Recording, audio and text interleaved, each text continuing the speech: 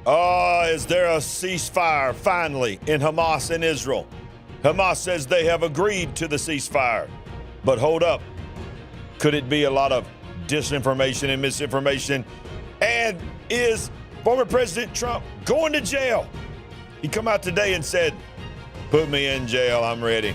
Chaos. Let's go. As Pastor Paul Begley says, get a cup of coffee and calm down. I want to drink a cup of coffee. Wow. The world is in chaos. The world is going crazy, y'all. I'm telling you, the question we're asking tonight, can this be stopped? Can anybody stop what's coming? Spoiler alert, no. Because the powers that be have the power. But more than that, we've read the back of the book. We know we win, but we also know the chaos that's coming. Right off the bat, if you have not already done it, smash that like button. What are you waiting on? Smash it, smash it, smash it. If you're watching on the other platform with the green logo, and I'll explain to you a little bit later why I'm saying that tonight, we're thankful for those that are watching there and helping us build our family on the other platform. That could be permanently our platform pretty soon. Let me say right off the bat, let's get the 500-pound gorilla. Not that I'm calling her a 500-pound gorilla. I don't know why I said that because I'm going to be in a lot of trouble. I am talking about Sandy.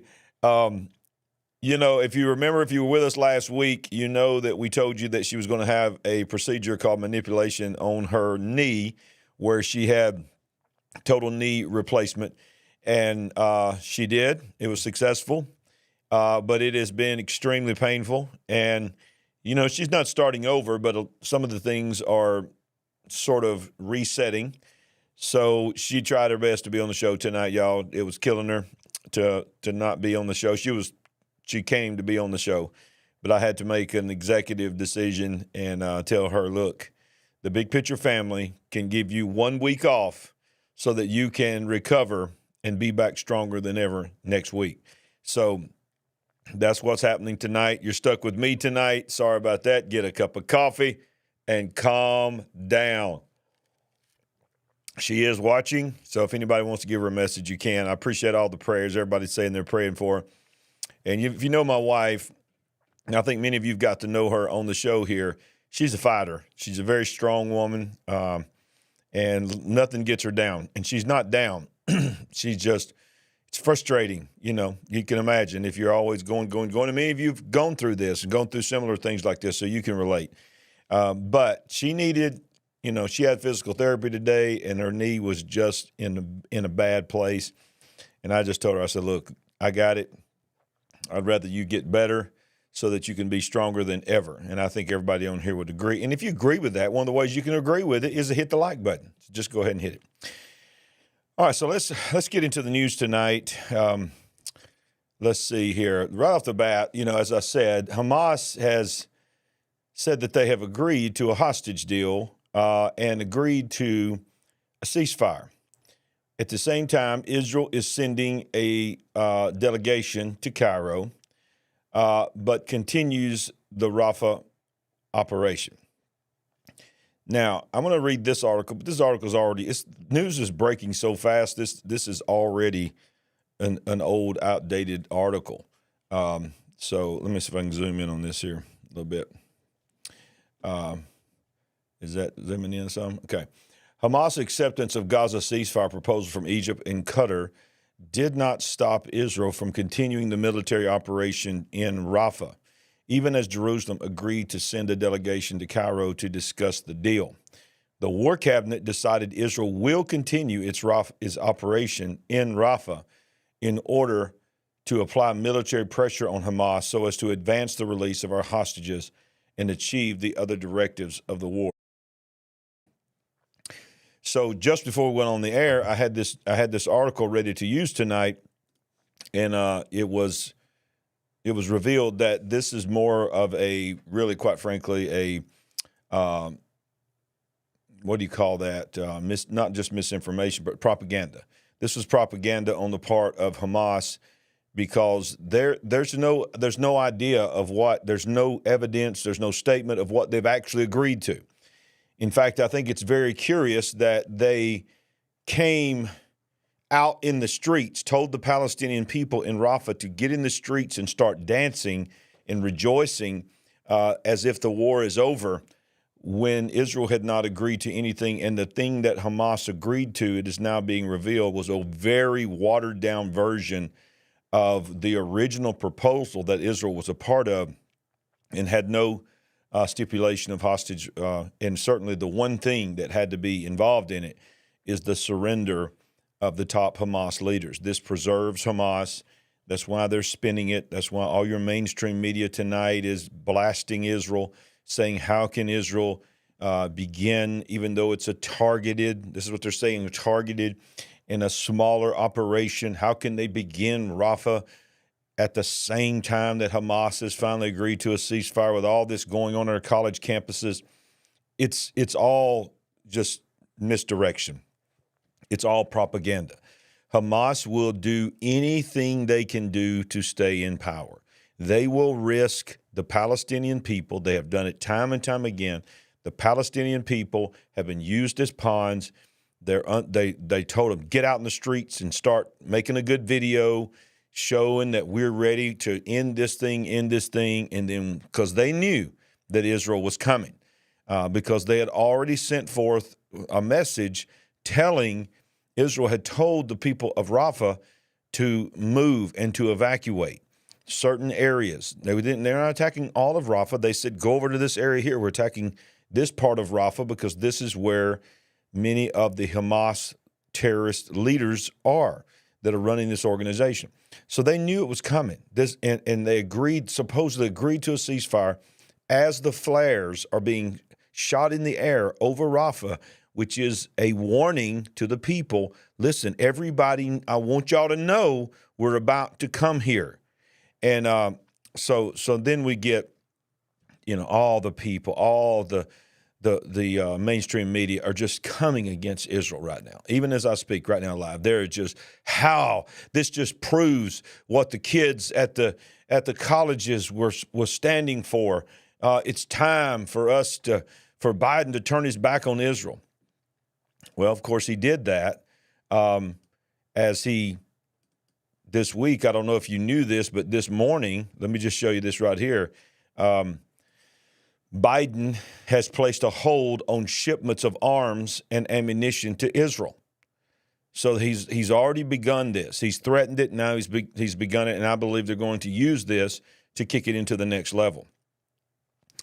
The Biden White House has put a temporary halt to shipments of weapons and ammunition to Israel in response to Israel's planned clearance of Hamas terrorists from Gaza, and the uproar has caused among a key Biden and Democrat voting demographic as November elections approach. This comes after the White House demanded written assurances from the Netanyahu government that U.S. weapons and ammunition were being used within the constraints of international law. The White House started telegraphing this move several weeks ago when the State Department slapped sanctions on Israeli settlers for defending themselves and threatened sanctions against 3 Israeli army battalions for alleged law of land warfare violations. Wednesday, Secretary of State Anthony Blinken visited Israel and put Netanyahu on notice that any invasion of Rafah could lead to the United States, listen to the wording here, reevaluating its support of Israel. Blinken's check-in with Netanyahu on aid will take place about a month after U.S. President Joe Biden issued a stark warning to Netanyahu, saying Washington's policy could shift if Israel fails to take steps to address civilian harm, humanitarian suffering, and the safety of aid workers. So I'm not going to read the whole article and bore you with it, but the details is this: the punishment of Netanyahu and the punishment of Israel from America has begun. It's really already begun, but it had already begun a while back, but it's gone to another level now. And, listen, those that follow this have been following this from the very beginning. You know that Netanyahu has made it very, very clear from the very beginning that the end of this is the end game of this is the destruction of Hamas, not the destruction of the Palestinian people, but the destruction of Hamas. Now, he is under unbelievable pressure, y'all. Can you imagine? You're already this little tiny sliver of a country that is surrounded, completely 100% surrounded by your enemies, 100% surrounded by people who want to see you as a nation cease to exist. You have the United Nations voting since your inception in 1948. They voted to create a nation because of the Holocaust, and then since then, they have never had a pro-Israel vote on the Security Council ever. Everyone has been a condemnation. There has been multiple attempts of the United Nations over the years to declare Israel as an occupier and not as a nation, even though they created the nation and sanctioned it in May of 1948. But then America and the United Kingdom, but mainly America, was always the veto. They have permanent veto power on the Security Council. They always voted in support, no matter who is president, Democrat or Republican. But now you have an administration who, for the first time ever, abstained from a vote of condemnation of sanctions against Israel. This happened just recently. The United States, for the first time ever, did not veto an anti-Israel proclamation. Now you've got this little tiny sliver of a country covered by your enemies that are sworn to your destruction. The global government of the world, the United Nations, is against you, made that very clear. Now, the one nation that has always been supportive of you, being the sole democracy in all of the Middle East, has now turned into college campuses after campus after campus is all anti-Israel. Listen, they call them pro-Palestinian rallies. Take a moment to go and find some videos that are watching the live stream and just listen to them. They are not chanting pro-Palestine. They are not really chanting. Every once in a while you hear someone say free Palestine. They are chanting death to Israel, death to America. They are chanting from the river to the sea. There was a video of several of them making hand gestures today, putting up 10 fingers and then 7 fingers and then the universal symbol to two Jewish protesters, pro-Israeli protesters. So you have all of that, and now you have the president of the only country that's ever supported you saying you're in the middle of a war and we're not going to give you any more ammunition. We're halting all ammunition. From what I understand, there were 2 ships that were already going in. They let them go in, but they halted the rest of the ships that were coming in. And Biden, his own people, are the younger generation especially, are rioting in the streets of Tel Aviv, not rioting, but protesting and chanting for the removal of Netanyahu and for there to be a deal. So look, whether you like him or not, whether you believe that they've gone too far or not, you have to at least, as a believer, and I believe even as an American, even if you're not a believer in the Bible, but just as an American understanding freedom, you have to feel for Benjamin Netanyahu, because if he finishes Hamas the way he says he's determined to do, because he realized this is his last shot. This is his only shot to finally, and it's not just about Hamas. By the way, tonight, right now, even as I speak, it's night for us, but it's the dawn of the day there for them in the late night.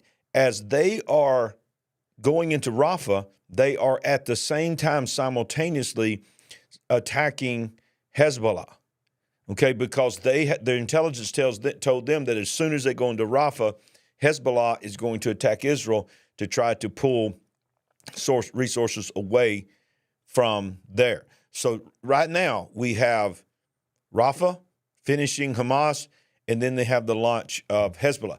So against Hezbollah. So what does this really mean? What this really means is Netanyahu and the war cabinet, even those that are for him and against him, have decided the ultimate enemy is Iran. They have fought us by proxy for so long. We need to finish off all their proxies, and then maybe they won't feel so compelled to do what they did again from their homeland. So that's what all this is about, y'all. So when you see tonight that Hamas has agreed to a peace deal, agreed to a ceasefire, it's a bunch of baloney. They have not agreed to, they've agreed to a ceasefire, meaning because they ain't the one firing. The only one's firing is Israel. So we've agreed to telling them to stop firing at us. But their Hamas leadership is still in place. The whole deal is to try to stop this thing so they can preserve the Hamas terrorist leadership. That's what it's all about. And they are using the Palestinian people as pawns. They are telling them to get out in the streets and start dancing and celebrating. If you have not already seen it, tonight you will see it. Tomorrow you will see it on the mainstream media. You will see the Palestinian people in Rafah dancing in the streets while flares are going over their heads, and it's going to be unbelievable. If they're going to turn that thing into, look at the poor people of Palestine, they are the poor people of Palestine, but they are under the command of terrorists, and they've put them out in the streets for propaganda purposes. And by the way, the ones that are out in the streets are out there also with the knowledge that they've been told hours ago from Israel, we're coming, seek shelter. But they're out there because, quite frankly, the ones that are in the streets are part of the propaganda as well on purpose. So, yeah, who knows what the next few days will show us. But right now, massive escalation is happening in Israel. It's not winding down, y'all. It's not going to wind down. My coffee's getting cold. I got to drink some. It's about to escalate even further. Well, speaking of escalation, here in our country, all over our college campuses, especially the Ivy League, the upper echelon, the rich folks' colleges are continuing to blockade everything. Columbia cancels university-wide commencement ceremony after weeks of protests on campus. Wow. Pro-Palestinian protests spotted on campus April 17th, blah, blah, blah. This is describing this video. Let's see. Let's read a little bit of this. Columbia University will replace its university-wide commencement ceremony on May 15th with a smaller-scale, school-based celebration. University officials announced Monday after weeks of pro-Palestinian and counter-protests on campus. The Ivy League school in New York City said the decision was made after discussions with student leaders. Security concerns were the main reason behind the decision, a university official told NBC News. Our students emphasized that these smaller-scale, school-based celebrations are most meaningful to them and to their families. They are eager to cross the stage to applause and family pride and hear from their school's invited guest speakers. As a result, we will focus our resources on those school ceremonies, on keeping them safe, respectful, and running smoothly. As a result, students will be honored individually alongside their peers at smaller ceremonies. Class days and school ceremonies scheduled on the South Lawn of the Morningside campus have been relocated to Columbia's Baker Athletic Complex.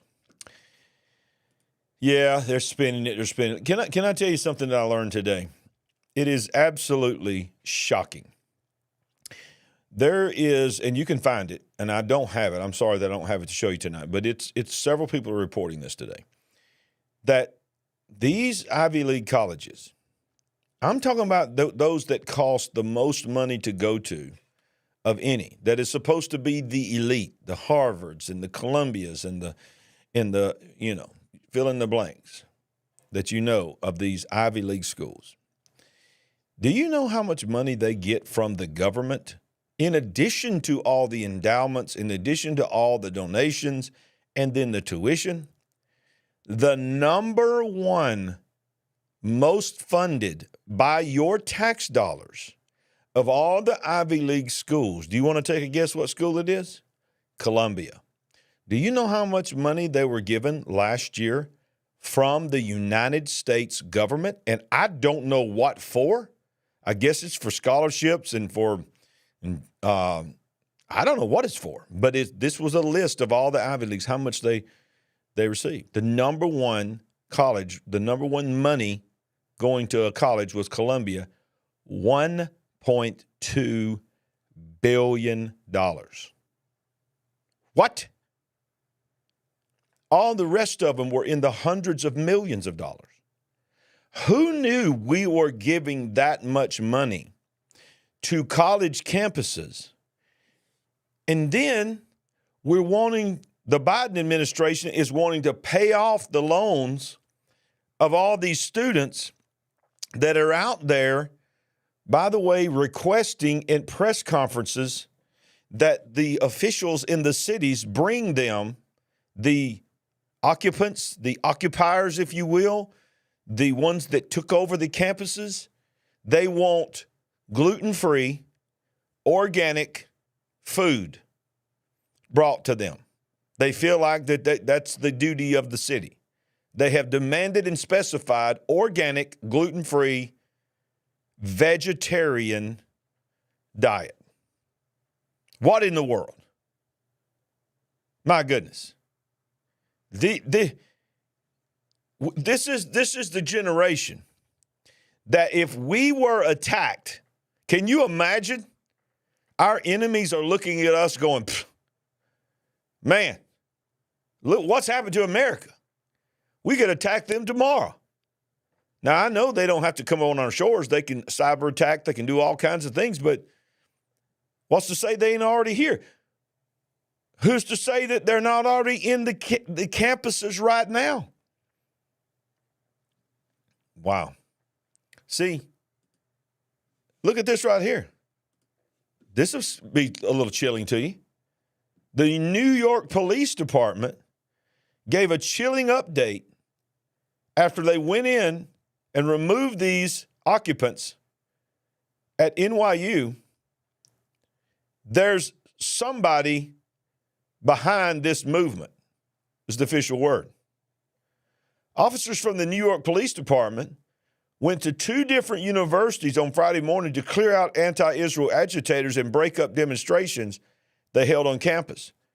Officers first cleared an encampment at New York University, where they arrested several protesters and called cleaning crews to the area to remove tents and sweep away the trash left behind by these protesters. The NYPD then called to take similar actions in the new school in New York. After the operations, NYPD Chief of Patrol John Chale said to reporters to confirm the NYPD took the actions at the request of the school presidents and ultimately arrested 56 people with no incidents. NYPD Deputy Commissioner Kay Daughtry also spoke to reporters saying there is, quote, somebody or, quote, some organization behind the massive movement where students and other protesters are taking over schools and academic buildings, chanting anti-Semitic slogans, resisting law enforcement and administrators' orders to disperse, and getting away with little to no consequence. I just want to say, and I said it before, there's somebody behind this movement, Daughtry said. There is some organization behind this movement. The level of organization that we're seeing in both of these schools and at Columbia. What do you think that means? What do you think they're? I mean, look, it don't even take you ain't got to be an investigator on the New York Police Department to figure this out. Come on, everybody watching this right now, our big picture family, we're smart enough to know that. We know George Soros is behind it. We know that Bill Gates is behind it. We know the money people are behind it. We know that there are people that we don't know their names. The powerful elite that's even more powerful than the Soros and more powerful than them. They're all behind this because what is the universal thing they need? They need America to be in chaos. Because if America's in chaos, America is the only consistent lover of freedom in the history of the world. There's never been a country ever formed like America. There's never been one since. And there's never one had a document and a constitution like us. So they couldn't do anything about the Constitution. So they're chipping away at it by creating a generation of people who no longer believe in the Constitution, no longer believe in free speech, no longer believe in freedom of religion. Not freedom from religion, freedom of religion. Separation of church and state, by the way, is not in the Constitution. In fact, if there's anything in the Constitution, the freedom of religion is not so you have the free right to just have a religion. It is to keep the government away from you and to stop them from stopping you to worship. Nobody has a problem with somebody worshiping Allah. Nobody has a problem with somebody worshiping Buddha. Nobody has a problem with somebody being Jewish, somebody being Christian. That's what freedom of religion is. But when you have something like this is anti-freedom. I'm telling you, when you look out, it don't take a genius to look in the fields and see 100 tents that look exactly the same and a stack of 1,000 or more signs, perfectly made, exact duplicates of each other, waiting to be handed out. Palestinian flags, brand new and crisp, ready to be handed out. People with megaphones having preordained chants to teach people to say. I'm on a rant tonight. See, I ain't got Sandy tonight to keep me under control, so I don't know what I'm saying. I hope all this is making sense because, she's always usually my balance on Monday nights. Have y'all seen the video? And I'm going to show you something else here in a minute. It's mind-boggling. But have y'all seen the video where they broke into Columbia that night and they took over Columbia University? I don't know. I've not had anybody even comment on this. And I really need to do this video and show this video because if you saw the video when they had the hammer and they were busting through the door, somebody slipped up. One of the cameramen slipped up and did something that told on the whole deal, told on the mainstream media and everything. You know what I saw? I saw it with my own eyes. And if you find the video of them breaking through the window of the door, and then they come in through the door, use common sense. Number one, how did they get really good video of them breaking the window from outside, coming in, and you're a reporter? How did you get the video of them doing that unless you're already in the building? And they were already in the building. There was a line of cameramen from different media all zoned in on this door. And anybody with a common sense would know if you watch the video, when you go out a door, you got like in a school or something, you got the handle that you pull or whatever. Then you got the panic bar is what they call it, where you push the panic bar. Well, the panic bar is never locked. That's why it's called a panic bar. So you can lock the door on the other side, but the panic bar gives you access. Ladies and gentlemen, you go find that video, and when you find them breaking through, you will see the guy breaking through. I promise you, this is what happens. This is how you're being manipulated. They're taking the hammer and they're breaking through the glass. And people on the other side are videoing it all. And nobody's asking, how are they already in there? If they're trying to break in, they're locked in. While he's breaking it, he accidentally bumps into the panic bar. And when he does, the door opens a little bit. He closes the door back again and finishes breaking it. Sticks his hand through. Doesn't reach over to unlock it, because there's nothing to unlock.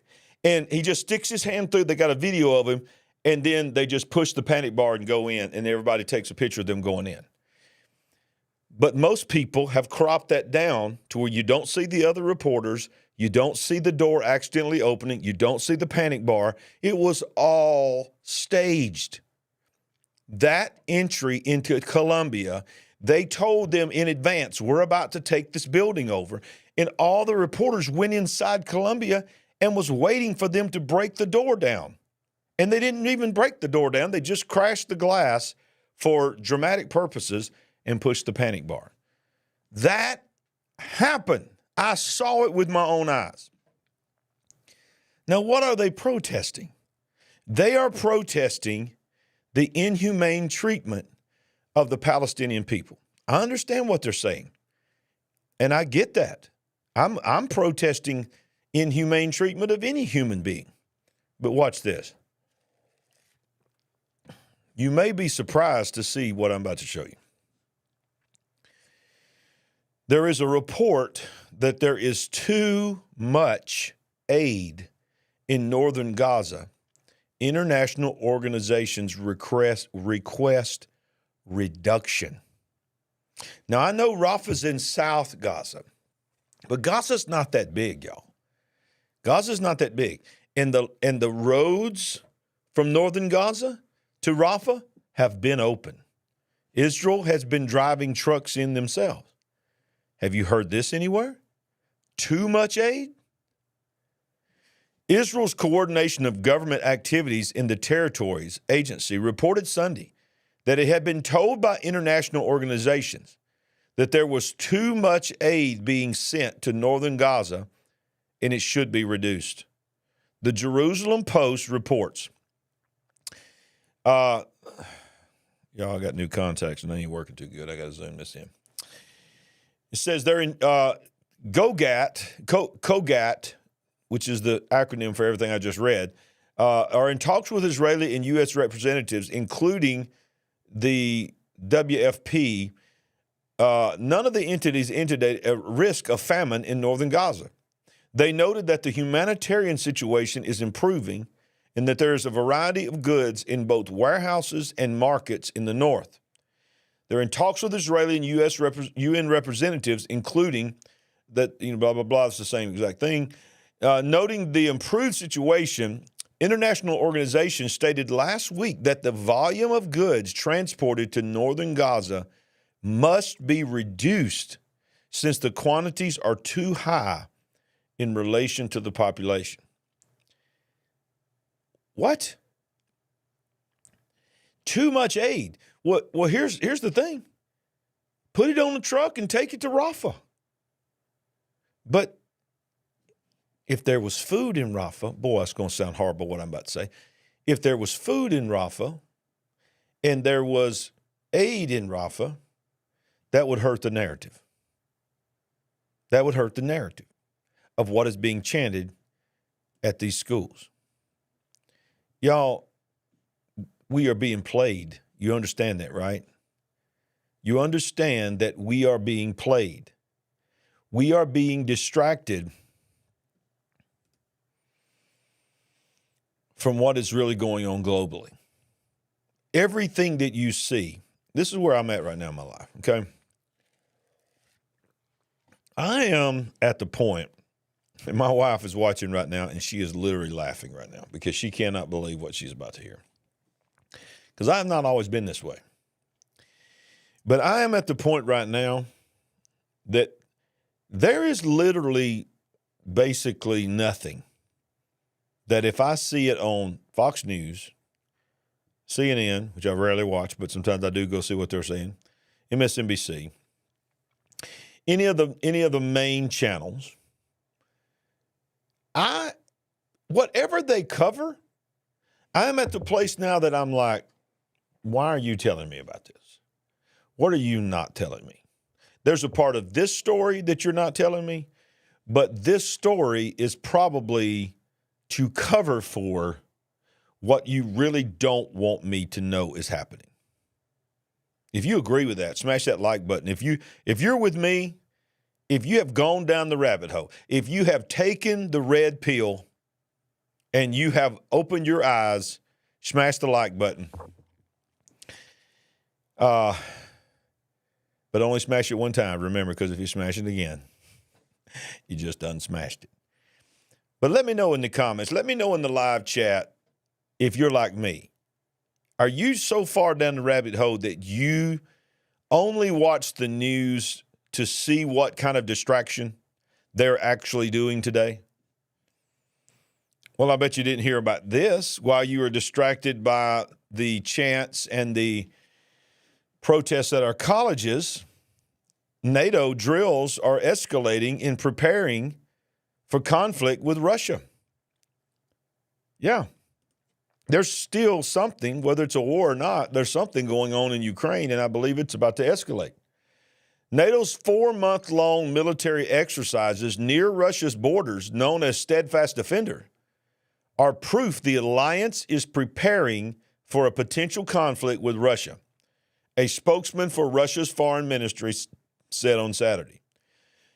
The spokeswoman, Maria Zakharova, dismissed accusations by NATO that this week that Russia is engaged in hybrid attacks in member states, saying This was misleading misinformation. Boy, I tell you, everybody's got misinformation going on, don't they? Aimed at distracting people from the alliance's activities.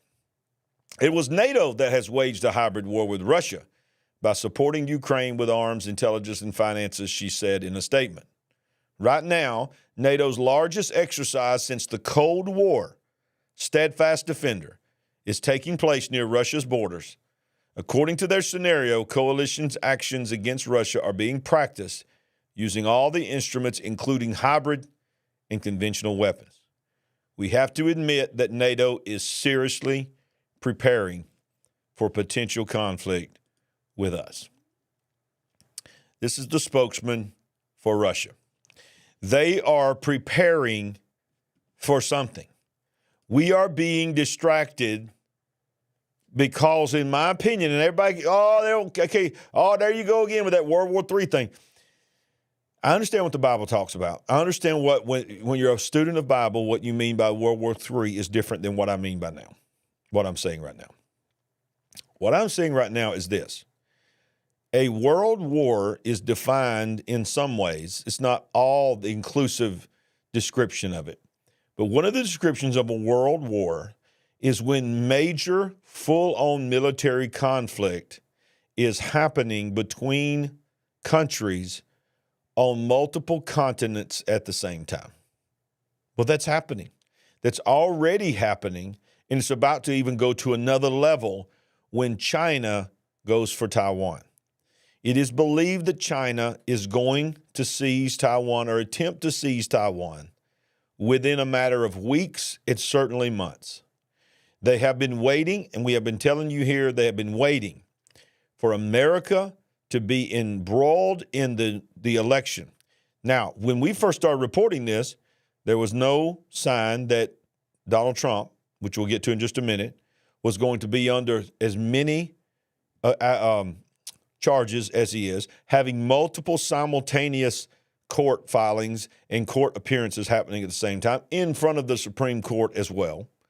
And then there was no talk when we first started talking about China and Taiwan of the potential of all-out war in the Middle East. So now you have war, full-on war.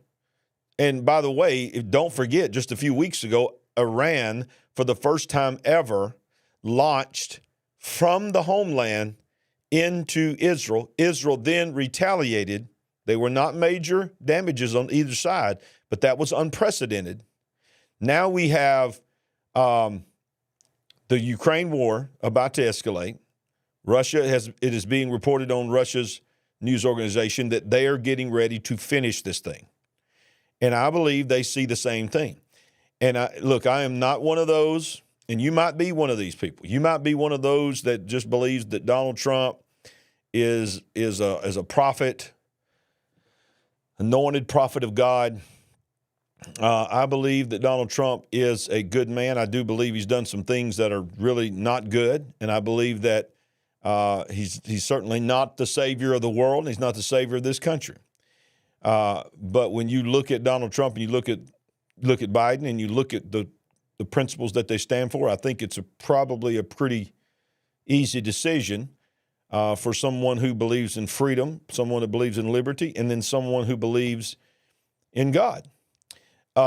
So that being said, I don't know if Donald Trump is going to win or not, but I believe that Vladimir Putin, Xi Jinping, I can't ever say his name, from China. Mao Zedong, Zhou Zhangsheng. I'm sorry, I didn't mean to do that. I didn't mean to offend anybody, but I don't know. I can't say that. I think it's Xi Jinping, Little Kim in North Korea. Come on. Then you got Iran.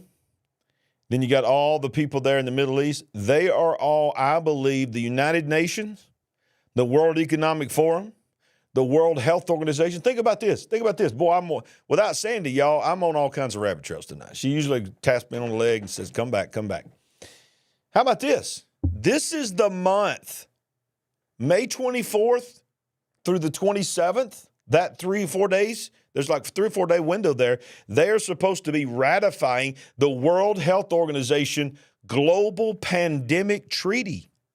which gives them global power to override constitutional rights of sovereign nations if they decide to declare something as an epidemic or an endemic or a pandemic.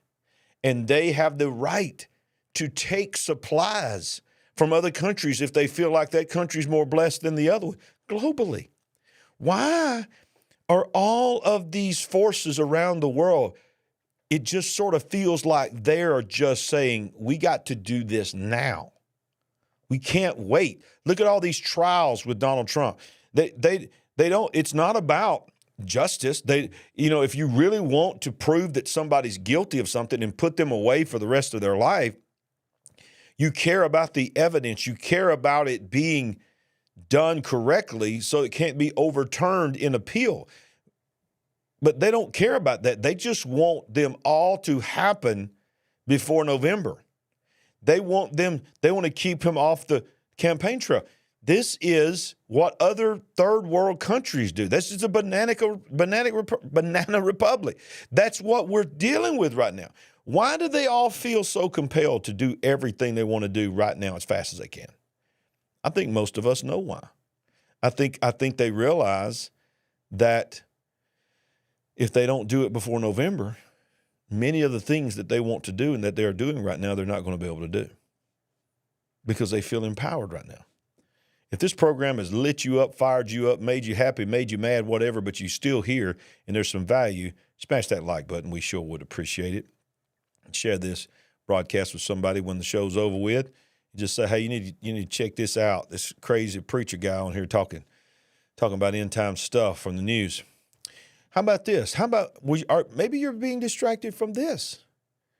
Over 1,000 United States soldiers are functionally being held hostage. Representative Matt Gaetz releases report on 1,000 U.S. soldiers trapped in Niger as Biden's Africa policy implodes.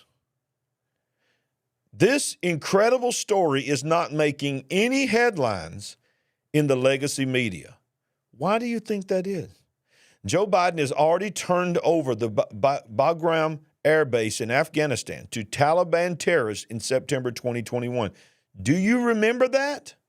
Do you remember how we left billions of dollars worth of military arsenal, vehicles, tanks, planes, helicopters for the Taliban? And not to mention, our soldiers were killed. And we abandoned our people and left them there and had press conferences saying, we have no plans to go back in and get them out. They're on their own. Did you already forget that? Because nobody in the media is talking about that. Biden abandoned Afghanistan's Bagram airfield after nearly 20 years in July of 2021 by shutting off the electricity and slipping away in the night without notifying the base's Afghan commander, who discovered the American secret departure more than 2 hours after they left. The Taliban quickly took control of the air base, which is only 30 miles north of Kabul, on August 15th, and released thousands of terrorists held in its prison. The Americans and Afghans left the Taliban military equipment, uniforms, rations, and even sports drinks. The ISIS suicide bomber who murdered 13 U.S. servicemen and women and 169 Afghans was released by the Taliban from the Bagram base prison. Biden abandoned the country to the Taliban. In April, we learned about Joe Biden's latest foreign policy disaster. The situation in Niger could top the Afghanistan withdrawal, if that's even possible. Representative Matt Gaetz, Republican from Florida, totally embarrassed the United States Army Secretary and exposed Joe Biden's latest foreign policy catastrophe during a questioning this week in the U.S. House of Representatives Armed Service Committee hearing. Gaetz exposed the latest Biden foreign policy failure, this time in Niger, Africa. U.S. troops are trapped in the country allegedly without water, Does this not infuriate you? Without water and medicine. The Army was likely hiding this to protect itself from embarrassment. Deployed Americans are in limbo and unable to do their jobs, and the Biden State Department is completely outmaneuvered once again. Secretary, it goes on to say, it says, U.S. Army Secretary Christine Wormuth, a potential DEI hire, remember that, diversity, equity, and inclusion hire, was stunned and speechless when Matt Gaetz confronted her about the trapped U.S. soldiers in Niger, a country in tremendous turmoil. So have you heard anything about that? It says the U.S. military will reportedly leave a $100 million airbase to the military junta. The U.S. confirms it will pull out of Niger. 1,000 soldiers will leave after being told to get out by the new Russian-friendly military junta. They will leave the $110 million airbase built a few years ago from which the U.S. has been running its drone operations against al-Qaeda and ISIS. Wow. I want to know, have you heard about that? Have you heard about us abandoning another military base? No, you haven't, unless you watch shows like this. But we know all about Taylor Swift's new album. We know all about what's going on with Kanye West. Going to start a corn site. I mean, we are constantly being distracted. Are y'all hearing me? We are constantly being distracted. Let me tell you another distraction. And this is a big one, y'all. It's Donald Trump. Donald Trump, he said what you won't say about that guy. But there ain't nobody ever been like Donald Trump in our lifetime, especially in politics. Okay, I don't care if you voted for him, if you like him, if you think he's a racist, if you think he's this, if you think, you can think anything you want to think about. But even those that think he's all those bad things, they got to admit, dude has been under fire since the moment he came down that escalator. He has had organizations, government alphabet organizations, tapping his phone lines, listening in on his cell phones, tracking his every move, making up fake dossiers, accusing him of doing things with the Russian government, Russia. All of it, every single thing keeps coming back that it was a hoax. Dude, he calls it a hoax. They make fun of him for calling it a hoax, and then it comes out to find out it was a hoax. The man, I'm not saying he hadn't done anything wrong. I'm not saying that he has not done anything wrong. And I'm not talking about that. I'm not even saying that he's not done anything illegal. I mean, it's going to have to let the chips fall where they may. That's not what I'm talking about right now. I'm talking about the fact that he is on trial right now in New York City for something that doesn't even have a crime yet. They've not even accused him of a crime yet. In fact, the accusation that he was indicted on was a misdemeanor that had already passed the statute of limitations. And the Attorney General, on his own, changed the misdemeanor to a felony just so he could charge him with it because it had already passed the age of the time of accountability. Statute of liability, accountability. I don't know. But y'all, what do you think is going to happen here? I'm really curious to know in the live chat, in the comments, what is your opinion? I think I'll put Donald Trump in jail because y'all know he ain't going to be quiet. Come on. Y'all know he ain't going to be quiet. I don't care who the judge is. I don't care if the Chief Justice of the Supreme Court told him to shut his mouth. Donald Trump is not going to shut his mouth. And they know that. So today, Judge Merkin fines Trump again. Now, let me tell you something. You fine me $1,000, you got my attention because $1,000 is a lot of money. It's a lot of money. But the Donald Trump, he got that in his couch pillows. And you pull one of his pillows off his couch, and you find $1,000 in there. Judge Merkin fines Trump again and threatens him with jail time. Look at that picture. He knows that camera's in his face. He's just like, yeah, go ahead and take my picture. when I get that. What's that look? What's that look trying to say to you? What do you think that look means? To me, I look at it and it's like, you just wait till I get out of here. I'm coming after all of you. The Biden donor judge presiding over Donald Trump's criminal trial in New York City on Monday said his intention was to once again hold Trump in contempt of court for the 10th time for exercising the First Amendment rights by violating his gag order. Merkin also expressed his willingness to consider imprisonment for future infractions because the fines have done little to stop Trump from speaking publicly in his defense about the case. You think $1,000 a day is going to stop Donald Trump from talking in front of a camera? Please. Merkin cited 4 statements by Trump that violated the gag order and fined him $1,000 for each statement. In the first statement made on April 22nd, Trump said, when they're going to look at all the lies that Cohen did in the last trial, he got caught lying in the last trial, so he got caught lying, pure lying. And when they're going to look at that, that's a violation. That's just fact. That's public information. He's literally just stating what every human being can find on a Google search. The next statement Merkin cited was from the same day when Trump accused the judge of rushing the trial like crazy and pointing out that, quote, that jury was picked so fast. And it really was. 95% Democrats. The area is mostly all Democrat. You think of it as just a purely Democrat area. It's a very unfair situation, I can tell you. What's wrong with that statement?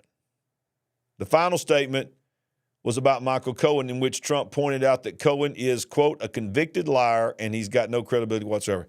Ladies and gentlemen, he is a convicted liar. He has been sentenced. He was found guilty of lying under oath. Okay. He says, because this is now the 10th time that this court has found the defendant in criminal contempt, spanning 3 separate motions, it is apparent that monetary fines have not and will not suffice to deter defendant from violating this court's lawful orders. So I'm going to put him in jail. Y'all, you going to put him in jail? You going to put Donald Trump in jail? Do you know that if they put him in jail, his supporters are going to be even more determined? Okay? I'm not saying that he's had committed a crime or not. I'm just saying that it is playing right into his hands. The more they accuse him, the more they indict him, the more people that wasn't going to vote for him decide to vote for him. Do you know that this is becoming like a comedy? It's almost becoming like a sitcom. Okay, it's just don't even seem real that today. This is a fact, y'all. What I'm about to tell you seems like it's just I'm making something up. This is a fact. Today, the Secret Service went to the Congress that pays them and asked them for more money and a plan on how to facilitate the Secret Service in jail. I'm not making this up. This really happened because you cannot put a former president in jail by himself. It's unprecedented. First of all, it's never been done. If you put Trump in jail behind bars, you have to have Secret Service agents in the jail with him to protect him. So when you sentence, I'm sure I'm going to get fact checked with one of them blue things down here. But this, look, come on, y'all. This don't forget fact check. This is common sense. It is a federal law. By the way, Nixon resigned from office in shame, and he had Secret Service to the day he died, and so did his family. It is a federal law that every former president, whoever they are, no matter how popular they were, no matter what they've done, they have Secret Service protection for the rest of their life and their spouse and their children. Okay? So if you put Trump in jail, you literally not just sentenced Trump to jail, you have sentenced innocent Secret Service guys and gals are going to be in the jail with him. And they literally, this is how crazy this is getting. They had to go to the Congress today after this judge threatened to put the former president. Now, it don't matter if he was former president for 10 years ago. He was a former president from 4 years ago, less than 4 years ago, was the president of the United States.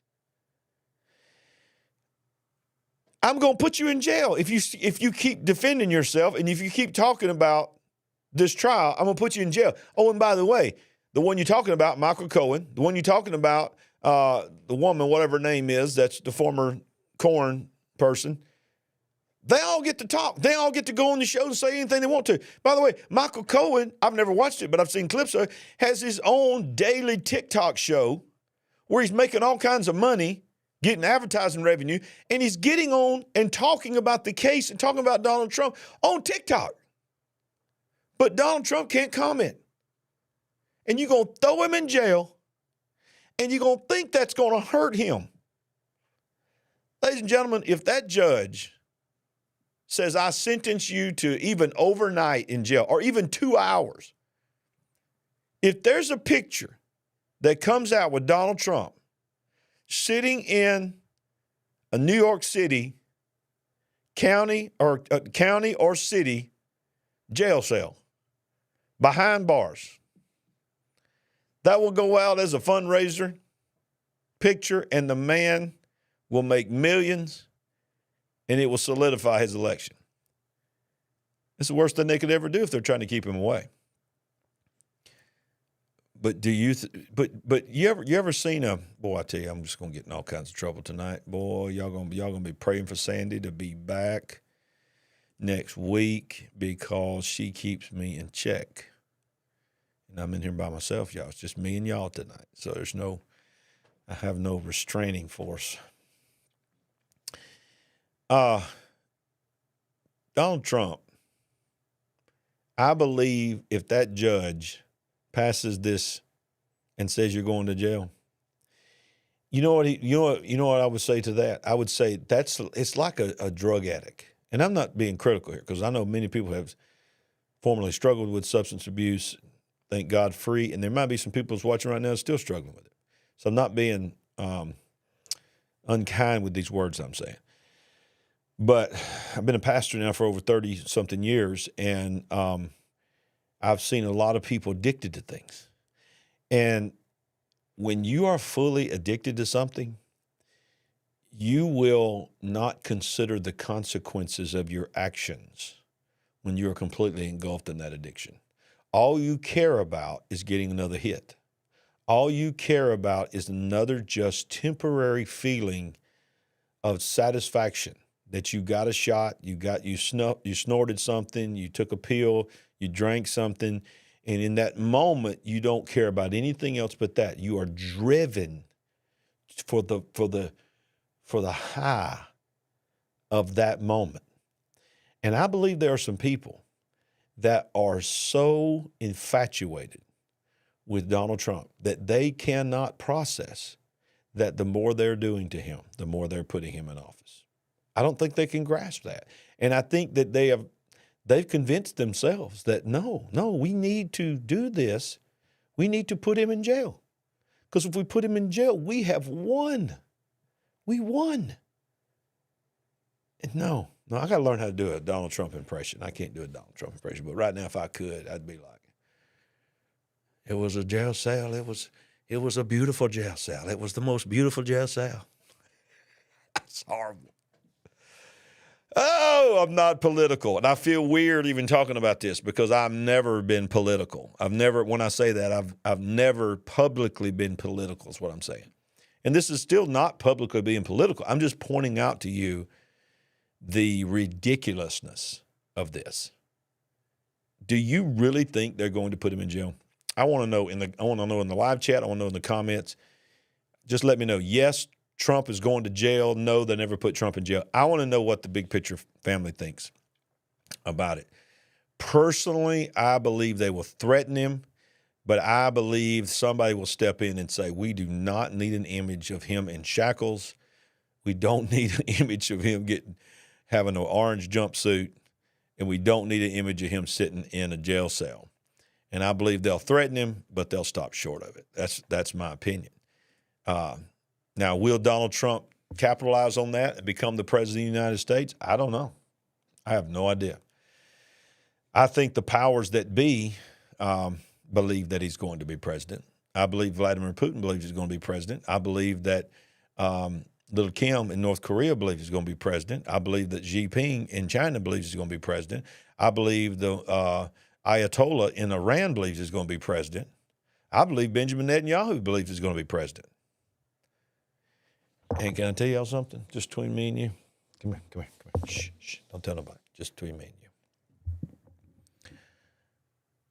I believe Joe Biden believes Donald Trump's going to be president. Or when he can think correctly. And I believe his administration believes that. They'd never admit that. That's why they're throwing everything they can. I want you to think about this. Joe Biden is a one-term president. He's running for a second term. Most one-term president, the first term of their president, when they are winding down the first term, they coast because they're the incumbent and they save all their big things for the next 4 years.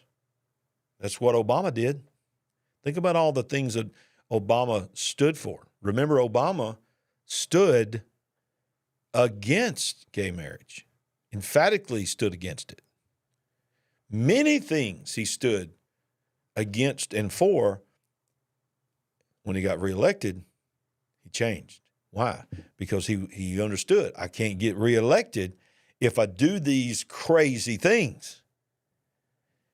But it's almost like the Biden administration is like, look, this is our only shot to do all this stuff like they did with Title IX, redefining it from sex to gender, all these things that are happening with our kids, all these declarations, of on Easter Sunday. Remember that one? You don't do those things if you believe you got another 4 years to do them. So that's my opinion. And I'll tell you this, if they really do believe they're going to get another 4 years and they're doing what they're doing now, and he gets reelected, and that administration, the puppeteers that are running the show are back in power for another 4 years, and you see what has happened this 4 years, what in the world do you think is going to happen the next 4 years? You need to think about that when you go in the ballot box. Now, done a lot of talking tonight because I ain't got Sandy in here again. Y'all just pray for Sandy.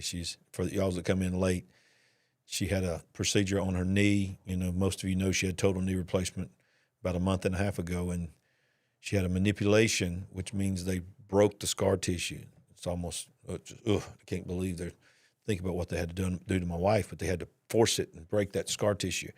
She's in a lot of pain tonight. She wanted to be on the show, but she couldn't be on the show tonight. I told her she was still going to push through and do it. And I said, no, the Big Picture family will give you a week off so you can come back strong next week. So that's where she's at. And I'm missing her.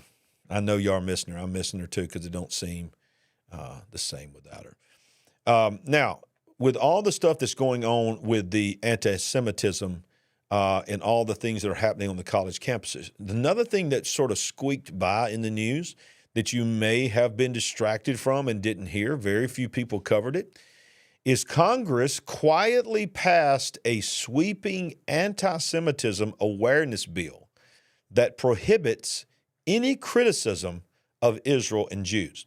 Now, for those that watch this program for any length of time, know I'm a huge, huge supporter of Israel. But this goes way too far. Earlier this week, the United States House of Representatives passed a new sweeping censorship law that seeks to prevent Americans from criticizing Jews and the nation of Israel. deeming it anti-Semitic and hate speech to claim that Jews killed Jesus Christ, for example. The bill's passage has received very little mainstream press. I want to scroll down here to this right here because I know many of you are going to think, yeah, that's just someone's interpretation of it. No, the bill provides statutory authority for the requirement of the Department of Education. Think about all that goes through the Department of Education. They know it's the way you do it is through kids. So they put this through the Department of Education's Office for Civil Rights to take into consideration the International Holocaust Remembrance Alliance's working definition of anti-Semitism when reviewing or investigating complaints of discrimination based on race, color, and national origin in programs or activities that receive federal financial assistance. They're trying to actually put this into Title IX as well. They just rewrote it from sex to gender discrimination. They're trying to put the anti-Semitism bill in it as well. Now, the contention being raised by some is how the IHRA defines anti-Semitism. We are very against anti-Semitism on this program, and I think most human beings are. But watch this. The group provides a definition and examples of it on their website. They state anti-Semitism is a certain perception of Jews which may be expressed as hatred towards Jews. Rhetorical and physical manifestations of anti-Semitism are directed towards Jewish and non-Jewish individuals and or their property towards Jewish community institutions and religious facilities. Then it goes on to say contemporary examples of anti-Semitism in public life, the media, schools, the workplace, and religious sphere could, taking into account the overall context, include but are not limited to. I'm not going to read all of these. You can find these for yourself. But the one I want to read to you is, let's see, number 3. Let's just read the first parts of them so I don't. Calling for, aiding, or justifying the killing or harming of Jews. Number 2, making mendacious, dehumanizing, demonizing, stereotypical allegations against Jews are such power of the Jews as a collective. Number 3, accusing Jews as a people of being responsible for real or imagined wrongdoings committed by a single Jewish person, blah, blah, blah. Number 4, defining the facts, scope, and mechanisms comparing the Jews to the Nazis in any way. Accusing, verse number 5, accusing the Jews as a people or Israel as a state of inverting or exaggerating the Holocaust. Number 6, accusing Jewish citizens of being more loyal to Israel, or what's this? Accusing Jewish citizens of being more loyal to Israel or to alleged priorities in Jews worldwide than in the interests of their own nations. Number 7, denying the Jewish people their rights to self-determination, claiming the existence of the state of Israel as a racist endeavor. Number 8, applying double standards by requiring for its behavior not expected of other democratic nations. And here's the kicker. This is what a lot of people got upset about. This is listed in the bill. Number 9, using symbols and images associated with classic anti-Semitism. Example, claims of Jews killing Jesus are blood libel to characterize Israel or Israelis. Draws comparisons of contemporary Israel policy to that of the Nazis and holding Jews collectively responsible for the actions of the state of Israel. But number 9 is the one that, why would you include the language claims that Jews killed Jesus? I get it. But look, I understand where they're coming from. I know what the Nazis did with that. And I know that that is not what believers who are Christians do not blame the Jewish people for the death of Jesus. Jesus knew he was going to die. Jesus was a Jew, okay? He wasn't a Gentile, he was a Jew. But the Bible tells us, our New Testament Bible tells us that the Jewish scribes, the Jewish priests are the ones that accused Jesus of that. Now, I'm probably getting labeled right now. I'm just telling you what the Bible says. But let's read this right here. Anti-Semitism has no place in our country. This is Representative Andrew Clyde. But Congress shouldn't respond to the anti-Semitic protests by passing legislation that violates the First Amendment, especially when the bill refers to the Christian scriptures as anti-Semitic. That's why I voted no. Basically, Jerry Nadler, who is a very liberal Democrat, voted no against it as well, felt like it went too far.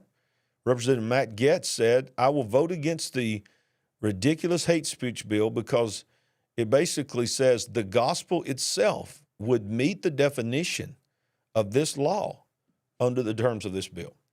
So this is something that was slid in that many people didn't know about.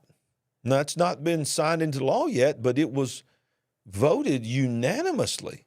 It was like, I'm going to see if I can find the number, but it was like 300, let's see, 300 and something to just a handful. So I can find the number here.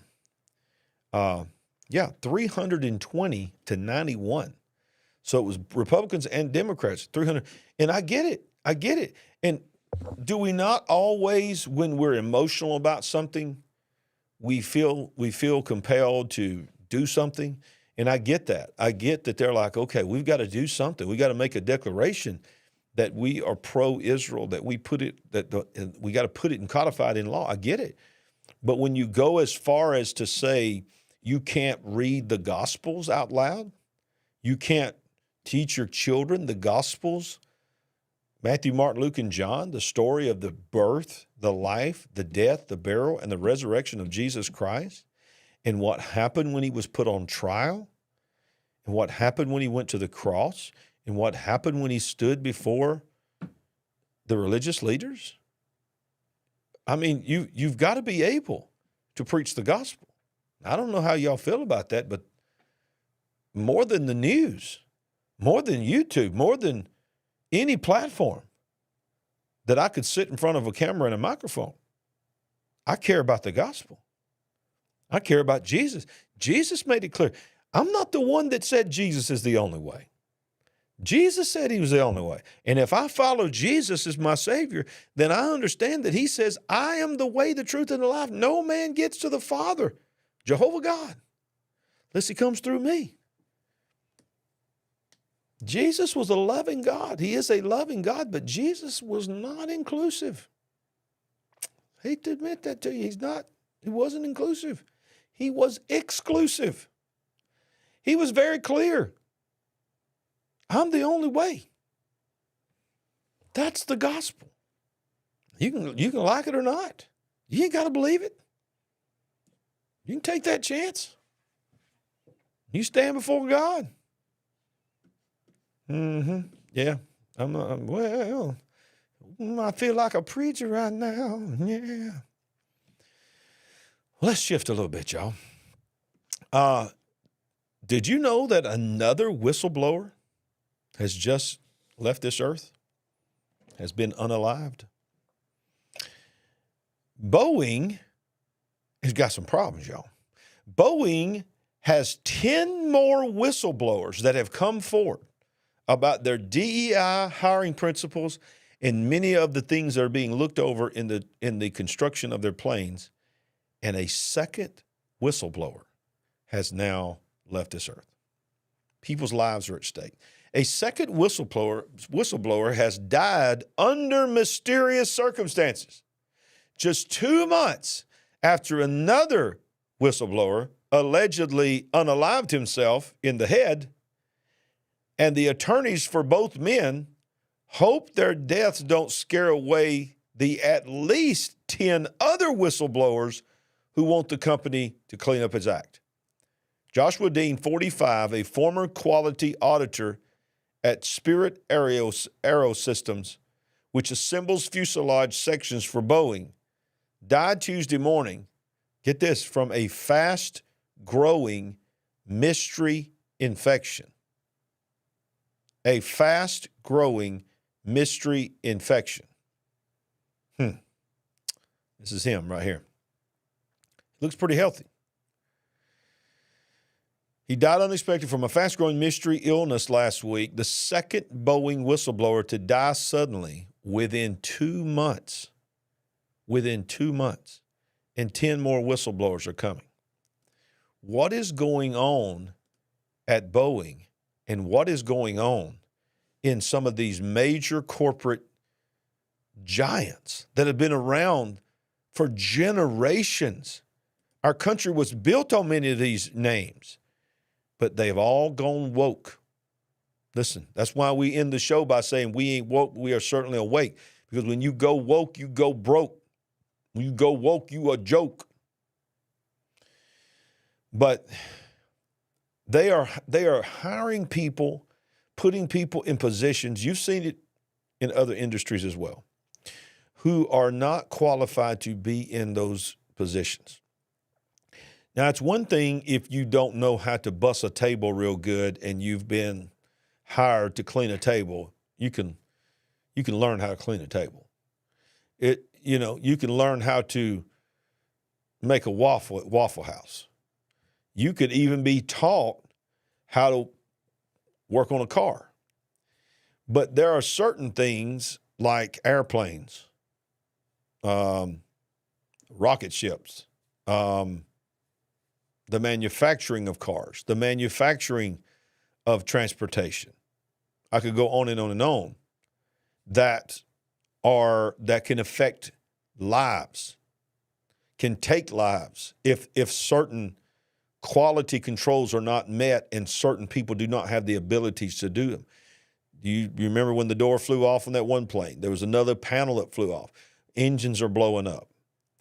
Well, many of these whistleblowers one of the whistleblowers, I believe it was the first one, supposedly either had video or saw video and was going to testify that he had seen that particular plane where the panel flew off or took off without the panel. I can't remember correctly.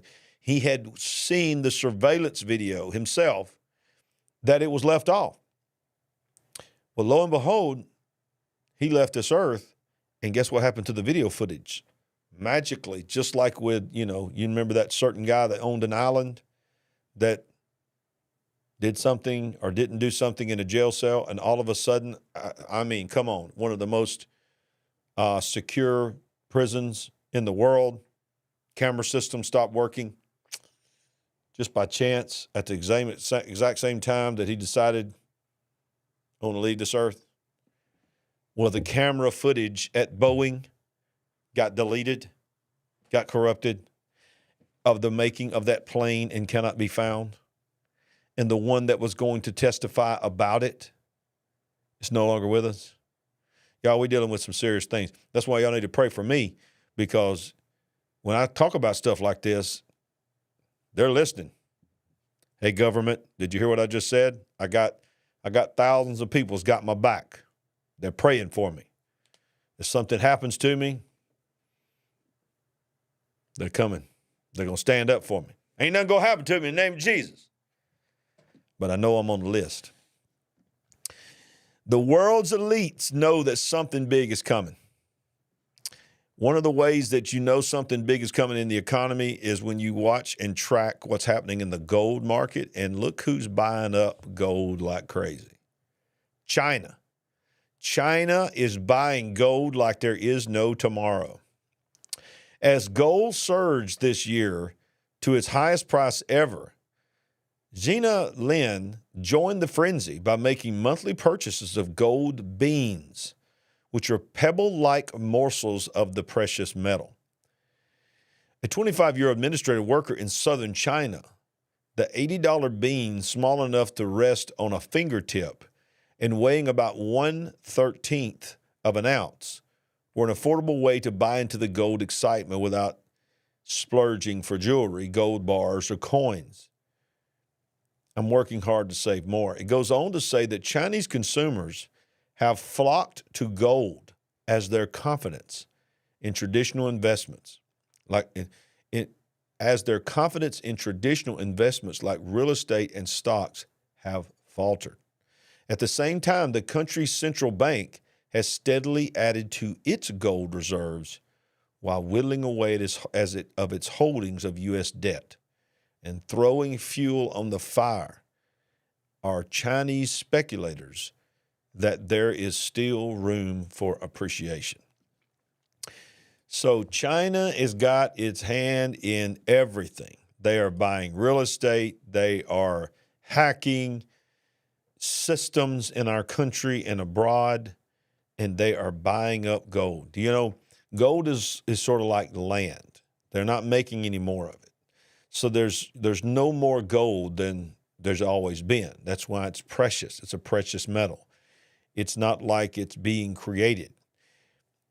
So now I know that there's still gold in the earth, but there is most of the gold has been found probably, you know, as far as mined. There might be some secret stashes of famous Incan gold treasures and all this that you hear the stories about, which I don't doubt could possibly be true. But, you know, as far as the market is concerned, there is a certain amount of gold, and gold is being bought up by China. And I just thought that was alarming. So let's transition a little bit to the environment here. And there's a red alert for Al Gore. If anybody knows Al Gore, get a hold of him. Al Gore, please pick up your red emergency phone, for storms have just destroyed the world's largest, and I can't even believe I'm reading this, floating solar panel farm. What valedictorian engineer signed off on this stupidity? I would agree to that. This is a solar farm floating, ladies and gentlemen, in the ocean? Is that a lake or is that an ocean? This is, look, you see the waves. There is a solar farm that floats, and it's the world's largest, and no one thought in advance that, hey, will these be able to handle a hurricane? Will these be able to handle a major storm? Apparently not. How much of your tax dollars was put in that? Well, let's scroll right on down a little bit further and see this giant solar farm in Damon, Texas, a couple of weeks ago had a hailstorm. Look at all those solar panels that were completely destroyed, did millions of dollars worth of damage in one hailstorm. But we are being told that we need to stop burning coal. We need to stop having gasoline-powered cars. We need to make sure our cows stop pooting, because the cow poots are even more dangerous than your car. And we're going to save the world by harnessing the sun, floating it in the ocean without thinking about storms, putting them in Tornado Alley without thinking about massive storms coming and destroying this giant. Look at all those solar panels destroyed. And can I tell you something about solar panels? They cannot be recycled. Solar panels have to go, they're an environmental hazard, and they have to just be buried in the ground.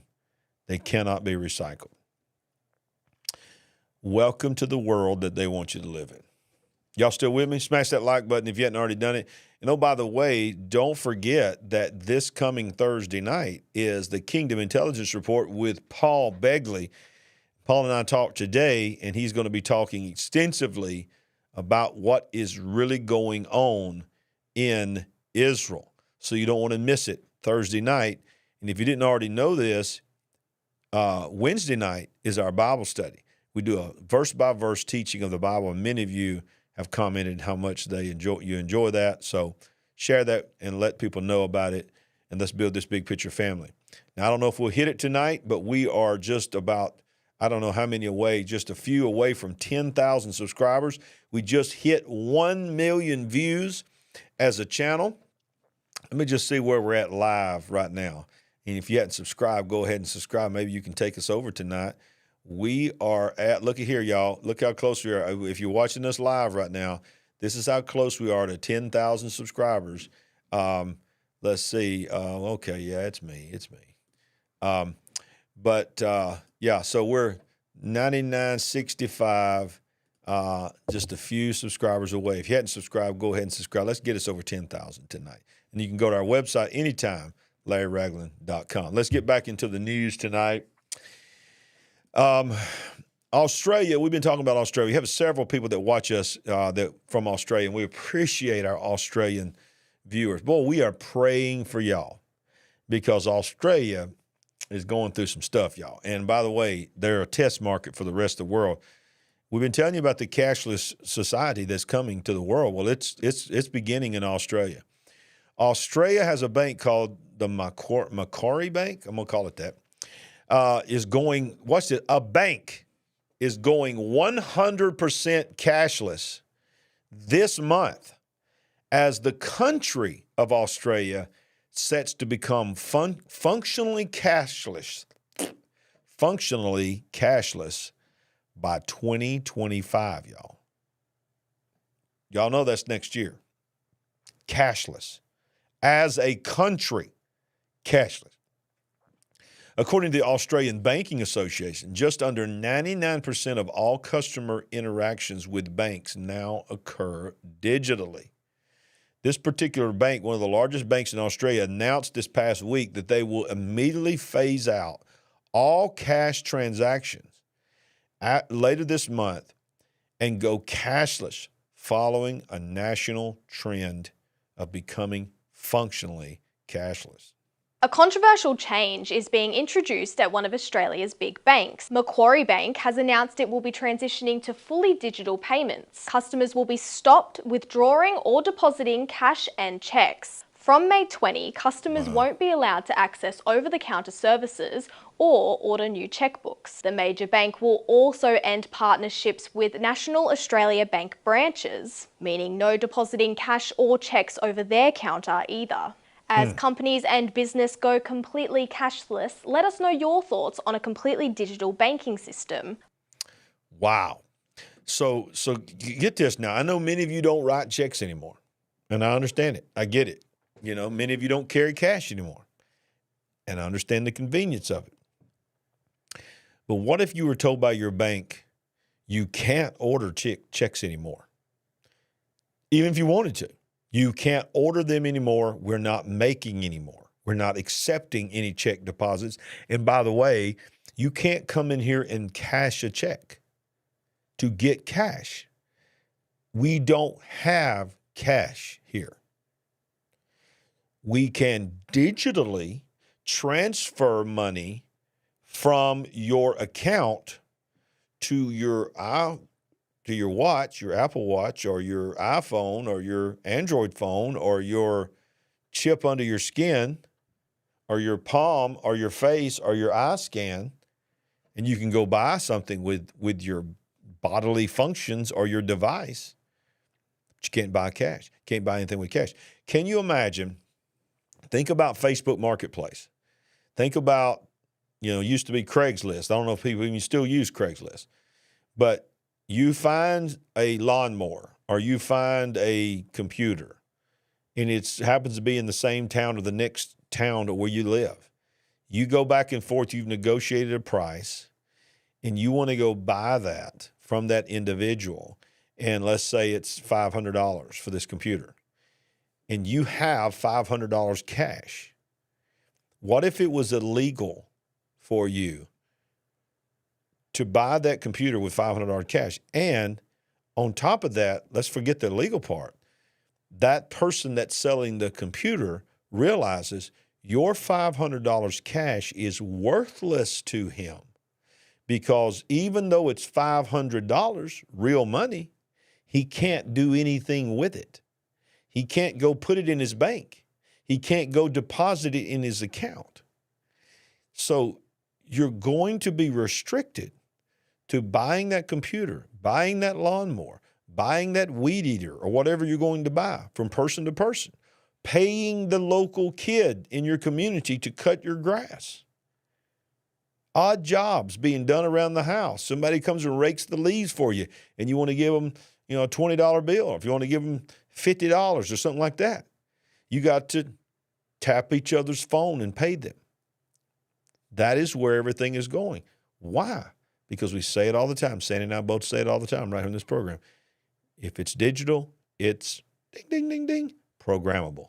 And if it's programmable, it can be turned off and it can be turned on, and it can be tracked. Okay?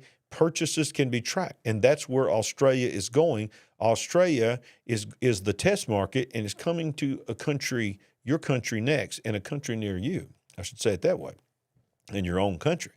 And so if it's programmable and if you can turn it off and turn it on, then guess what? If they decide, we can't do it in America, we can't do anything about the Second Amendment. We can't keep you from the right to bear arms and defend yourself.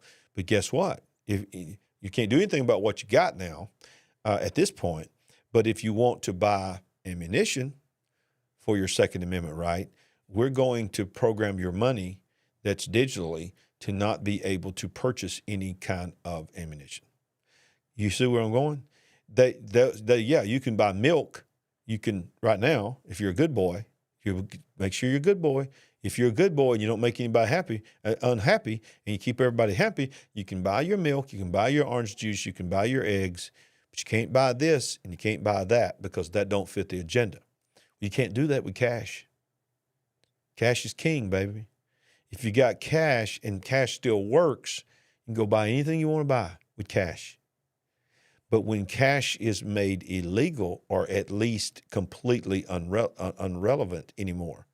irrelevant, then cash becomes worthless. When cash becomes worthless, it becomes what you were raised in church to hear was coming one day, called a cashless society. And you have to have a cashless society to be able to have something known as the mark of the beast. Think about it. When you've heard about the mark of the beast, it just seems so impossible because of the currency that the world operated in.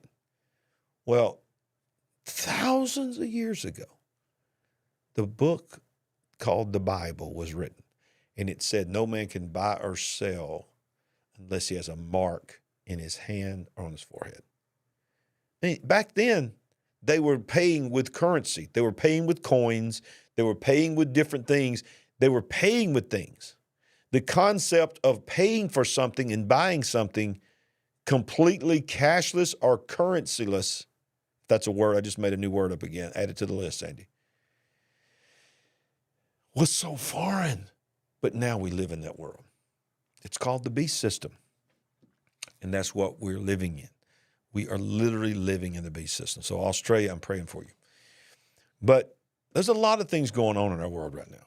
All right, y'all stay with me. If you hadn't hit that like button, hit it now. I can hear Uncle Jimmy coming pretty soon. He's warming up over there in the corner. If you don't know who Uncle Jimmy is, you'll see him in just a minute. This is alarming, and I've been reading a lot of things about this. United States fertility levels have fell to its lowest level ever in 2023. The CDC revealed in a report last week that fertility rates in the United States dropped to their lowest level ever recorded, revealing that women are continuing having to have less and less children. The provisional number of births in the United States in 23 was 3,591,328, down 2% from 2022. The general fertility rate was 54.4 births per 1,000 females, ages 15 to 44, down 3% from 2022. Now, I've already got multiple blue boxes, I'm sure, underneath me on this channel for fact checking and making sure that you get everything in context. But I know this is a big one that always gets you flagged, but I'm going to say it anyway. There is a group of people globally and powerfully with a lot of money that are all about the depopulation movement.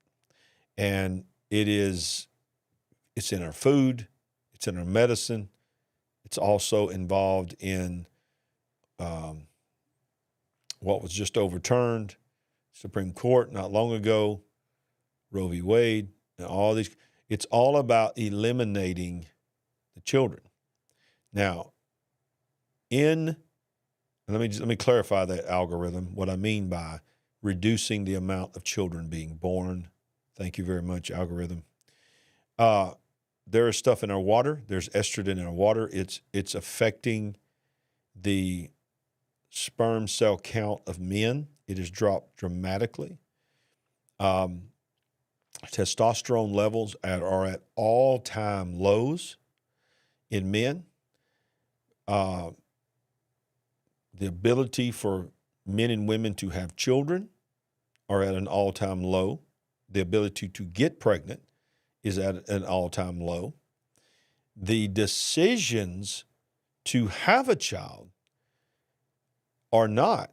is at an astronomically number in the low number of the families that used to think about having children, do not want to have children now. There are people that are saying, I'm going to be married or live with them for the rest of my life. We've chosen not to have children. Now you have the added statistic of multiple marriages, of same-sex marriage, which cannot have children. So when you factor all that together and you look at the death population, the population that is dying, and the population that's being born, we have never had a situation where the number that are leaving is higher than the number that are arriving, but we do now. For the first time ever, the number that are arriving is lower and or close to balanced out, depending on what country you go into, of the ones that are leaving.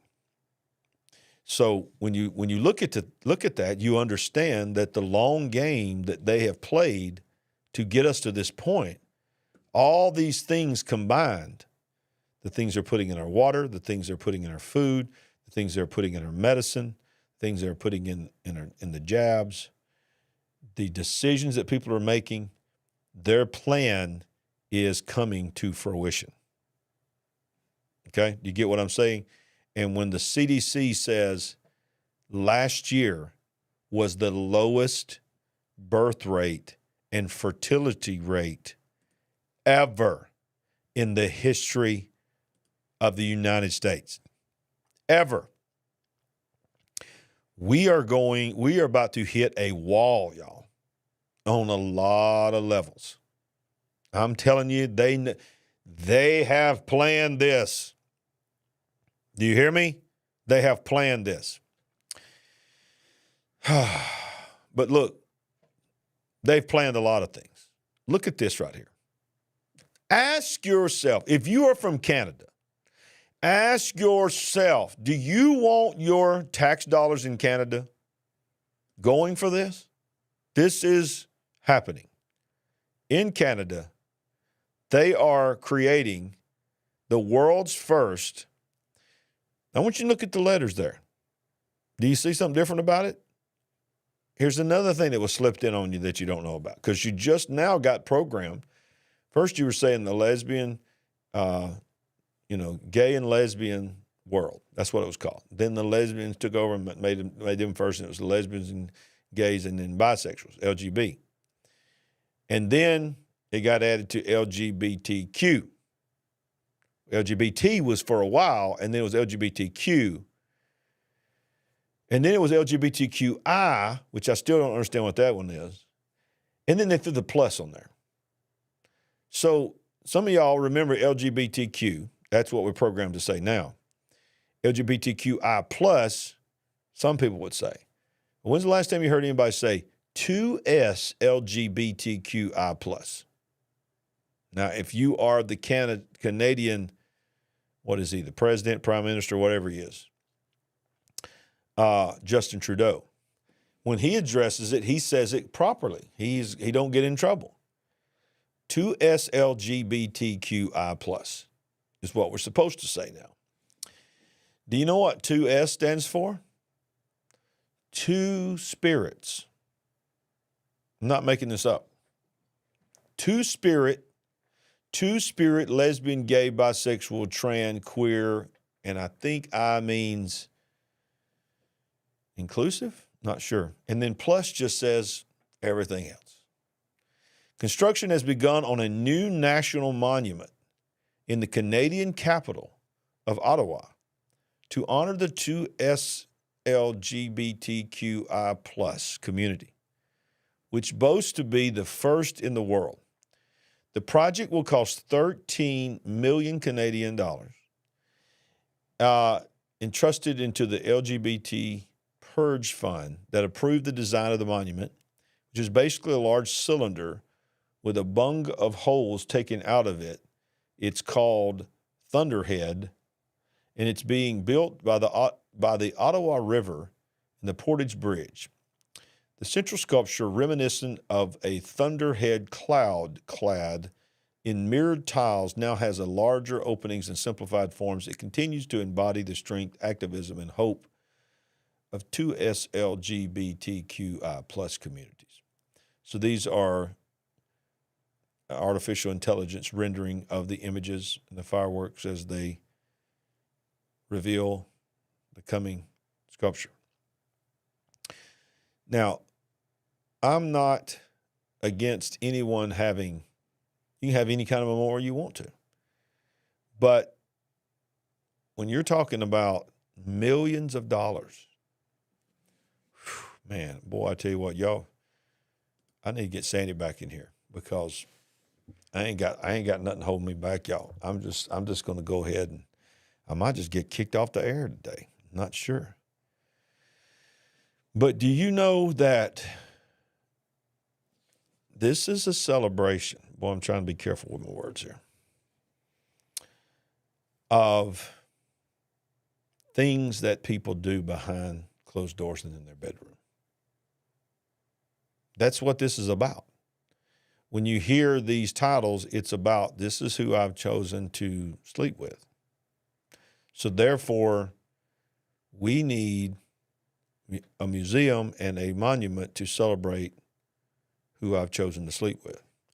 That just seems like I can't put that on the same level as a Dr. Martin Luther King Jr., who marched for the freedom of a race that had been discriminated against. Are y'all hearing me? I understand that people of that community have been discriminated against. I understand that. But I'm talking about not as a choice that you have made or a lifestyle that you live, but because of the color of your skin. I mean, anybody that would come against someone memorializing that is got a problem. And I don't even have a problem with memorializing acts of heroism that you deem heroic for your culture and your choice of your life. But I think most people in that community was very happy with what had happened, getting the right to marry and things like that. But they're not happy with what's happening with the children and things that they're doing in our libraries, in our school systems, and all this kind of stuff. And it just seems like it's escalating. But ladies and gentlemen, it's all about what people do in their bedrooms. I went to 12 years of school, and I never, ever, ever can even imagine having a teacher, a male or a female teacher, stand in front of the room. Forget high school. I'm talking about elementary school and middle school and high school. They never talked about what they did at home. They never put something on their walls to celebrate who they're sleeping with. And they never had conversations with us in the classroom, in our history class, about these kind of things. But this is the world we live in. Are you okay with that? Are you okay with that? Are y'all praying for me? Because I may not survive this episode. This might be the last show ever. I hope not.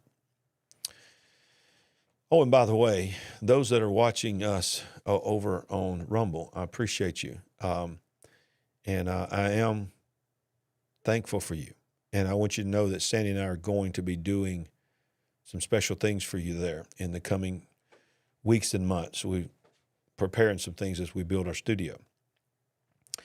But that may be where we end up landing. But now it's come to our understanding that if you cross-promote platforms, the algorithm doesn't like that. So we're trying to find that fine line because we want to reach as many people as we are, but we also do not want our people at Rumble to feel that you are not just as important as anyone else. All right, so we're getting close to the winding down, but as we wind down, we always get ready to go into space technology and so forth. NASA Chief Bill Nelson says it's important for us, to the United States, to beat China to the moon. Some of y'all like, beat China to the moon. We've never been to the moon. Woo! I don't know. Listen, I used to be a guy to make fun of you if you said that. Now I'm like, I don't know if we went to the moon or not. It's really suspicious. I don't know. They say we lost the technology. Y'all, they told us when we were in school that we have more power in our calculators than they had on that spaceship that went to the moon. That's how little knowledge they had, and they did it. We have more technology in that nice calculator that I had in high school than they had on that rocket ship. And we can't go back. We lost that technology. Y'all, come on. It seems a little suspicious. But now they're saying we're in a race with China, of course, to who can get to the moon the fastest. The more I look at this picture, the more and more I just say, yeah, that looks really real to me. Yeah. That looks really real. What do y'all think? Does that look really real to y'all? Now, that being said, is this real to y'all? I don't know. It's Uncle Jimmy! Jimmy! It's the Supernatural AI update. Well, where's Cosmo? Hey, I'll be right back. Hang on, stay with me. Don't leave. Don't leave. Cosmo! Cosmo! Do you only come out when Sandy's in here? Cosmo! Cosmo! Hello, everyone.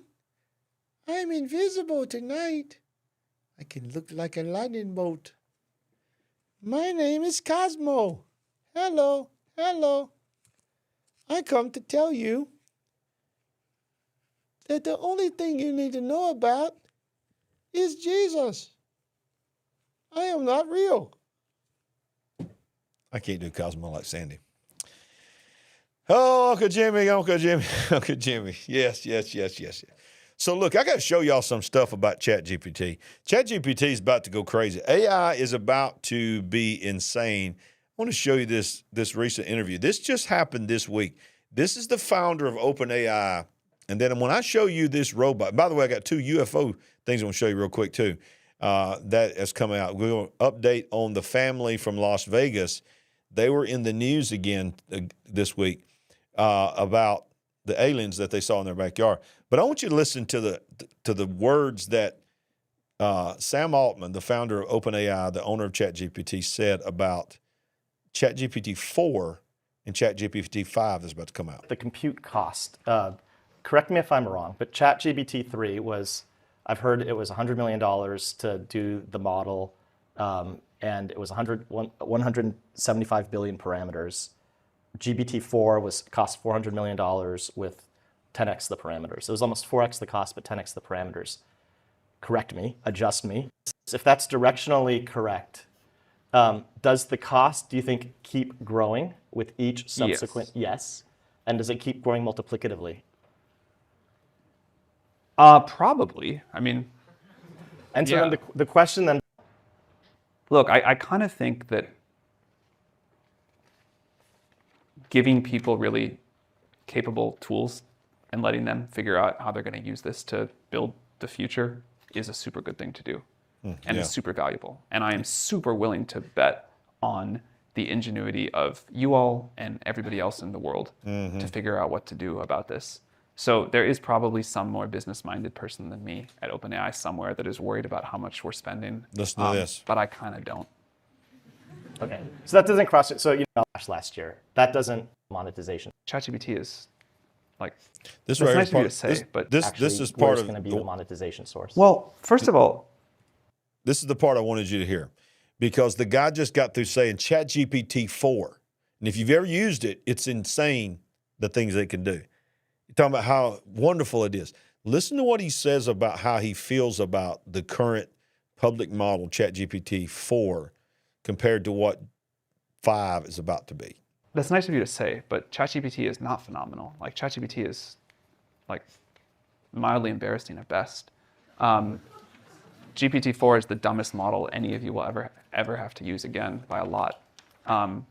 But you know, it's like important to ship early and often, and we believe in iterative deployment. Like, if we go build AGI in a basement, and then, you know, the world is like kind of blissfully walking blindfolded along. I don't think that makes us like very good neighbors. So I think it's important, given what we believe is going to happen, to express our view about what we believe is going to happen. Wow. What we believe is going to happen. It's important for us to talk about what we believe is going to happen. And ChatGPT is the dumbest and embarrassingly dumb that you will ever use ever again. They don't even want to promote it anymore. All they want to do is tell you where it's going. Now, remember we showed you not long ago the advancement of AI, ChatGPT's ability to create video. And you know our wonderful war that we've got going on in Ukraine that we've sent over $200 billion to? Look what Ukraine just did. Probably with your tax dollars, I can't prove that. But this is the world's first AI-generated foreign ministry spokesperson launched by Ukraine. This person, their voice, the video, and everything you're seeing, none of it is real. This is the military spokesman from Ukraine. Dear members of the media and the public, I welcome you. My name is Victoria Shi. I have been created by the Ministry of Foreign Affairs of Ukraine using artificial intelligence to provide you with timely and high-quality information on consular affairs.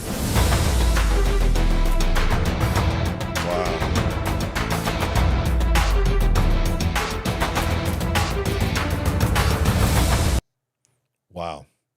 I probably just got hit with a copyright on that. Let's go back to this. Listen to her talk. Person. That means that the text you hear was not read by a real person. It was generated by artificial intelligence. I will carry out a number of tasks. First and foremost, I will inform the public, providing timely and verified information from Ukraine's consular service. Wow. Completely AI generated, 100% not a real person. Would you have known that? Would you have known that? And this is the military spokesperson for Ukraine.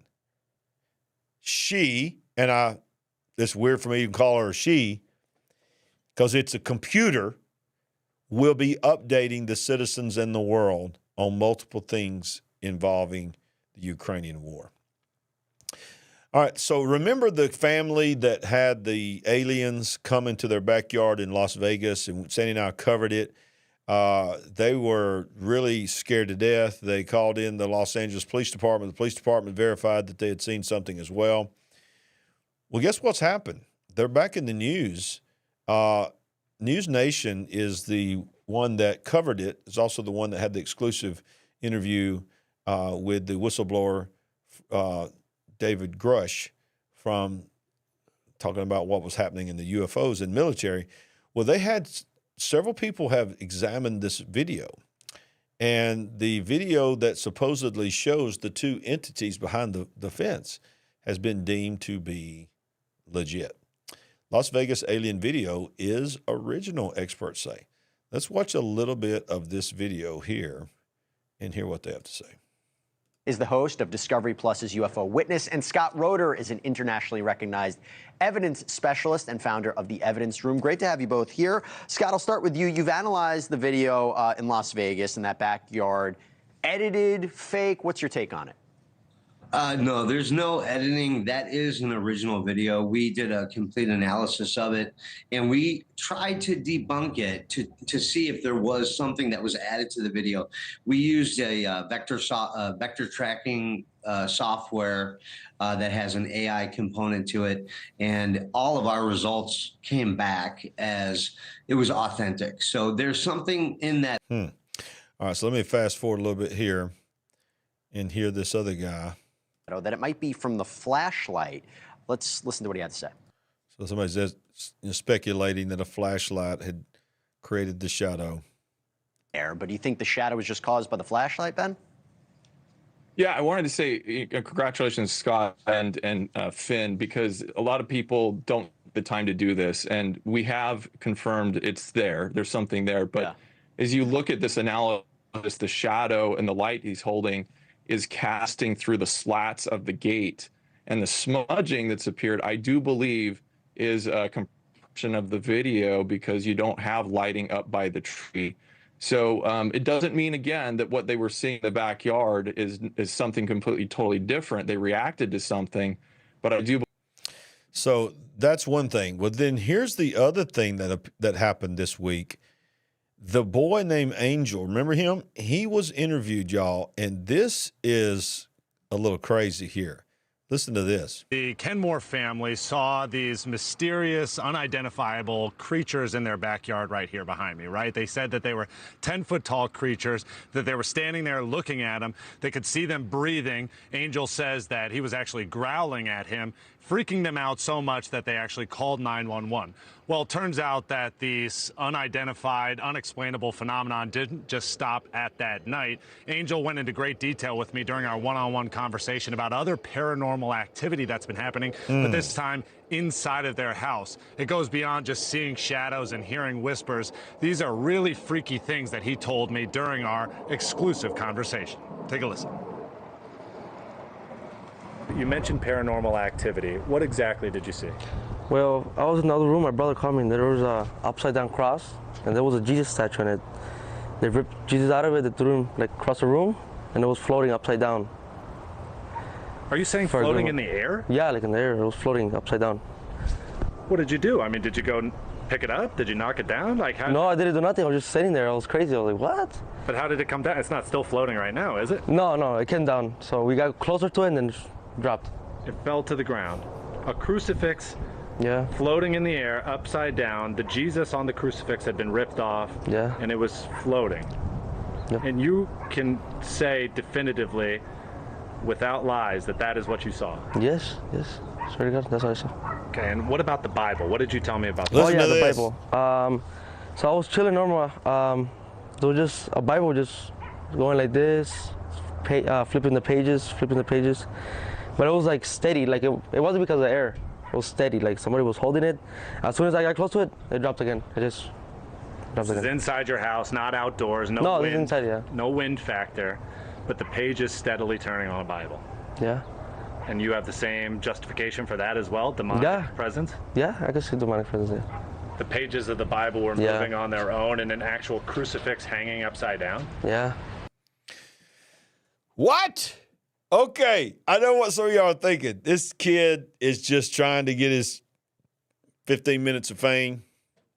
It's possible. It's entirely possible. I get it. But have you noticed how many people, when it comes to UFOs and aliens, that are emphatically saying they are real, from this family to actually even David Grush, who refused as the whistleblower to say that they were interplanetary and said that they were interdimensional. Senators and representatives have come out of private skiffs where they've been given intelligence that cannot be made public, and they've stood before the microphone and said the words demonic.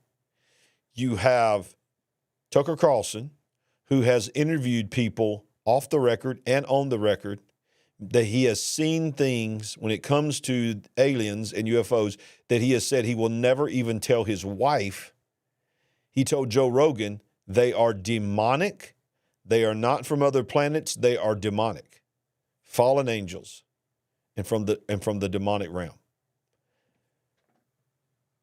I mean, it appears that when people finally have the guts to talk about these things, they reveal that they're demonic. Tony Merkel from the Confessionals podcast that I was on, if you have not watched that program, all you got to do is go to LarryRagland.com, and guess what? There it is, highlighted at the top. You can click on it. It'll take you right to his account when I talked about CERN. But he was on our show, and you can find that. Just search for a previous broadcast from just a few weeks ago. Look for his image on Tony Merkel. And he told me that in every instance, he's had guests on his show that are UFO experts and alien experts, and they have said in every single instance that they have ever been told where an alien came to or abducted or contacted a person, when the name of Jesus was spoken, 100% of the time, they were gone. And a spirit-filled Christian has never, an on-fire, spirit-filled Christian, to his knowledge, has never been documented to be abducted. And then you have more and more people saying it's from the demonic realm. So I think people are definitely seeing things. I think that there is portals that are opening from dimensions. And there are entities, whether they're fallen angels, Nephilim, disembodied spirits, demons, whatever they are not good. And I'm telling you, you need Jesus if you're going to get. I got one more thing I want to show y'all that's just, if you wouldn't already got hair standing up on your arms and goosebumps on your goosebumps, you're going to get it now, because Terminator is here, y'all. This is crazy. Y'all got to see this. This just came out this week. Whoa. Sorry.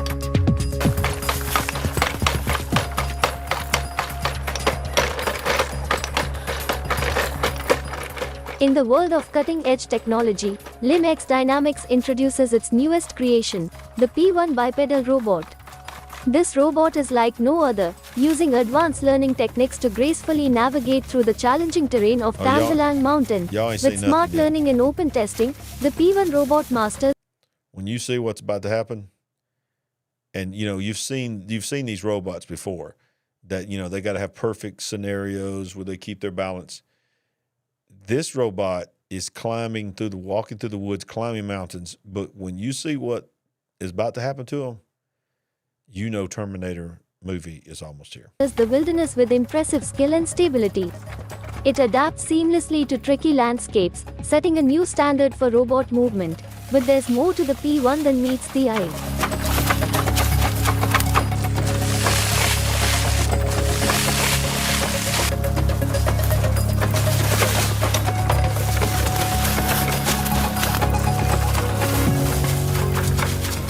LimX Dynamics envisions it as a stepping stone towards even smarter robots. Look at this. It's not just a machine, it's a platform for future innovations in robotics. When paired with the CL1 humanoid robot, these advanced technologies redefine what robots can do. Real-time terrain awareness means the CL1 can handle obstacles effortlessly, pushing the boundaries of artificial intelligence. What?